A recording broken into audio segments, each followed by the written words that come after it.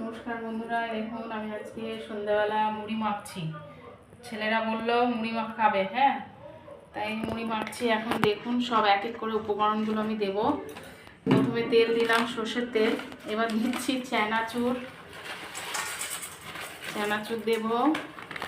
এবার দেব পেঁয়াজ, কাঁচা লঙ্কা কুচি এর মধ্যে। এবার দেব চিপস, এগুলোকে একটু ভেঙে দেবো যাতে একটু ভালো হবে, না হলে ছেলেরা গোটা গোটায় খেয়ে নেবে আগে, হ্যাঁ। আর এটা দেব আমি কুরকুরে। এবার দেব কিষান সস। খুব শক্ত হচ্ছে না, হ্যাঁ, অন্ধকার হচ্ছে না তো ভিডিওটা।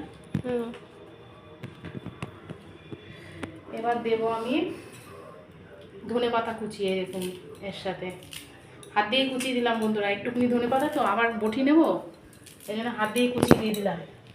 এবার দেব আমি লেবুর রস, বাড়ির লেবুটা, হ্যাঁ। কালকে আপনাদের লেবু গাছ দেখাবো, হ্যাঁ। হাত থেকে পিছলে আছে, তেল হাত না, দেখুন রসটা হয়নি এখনো ভালো, হ্যাঁ।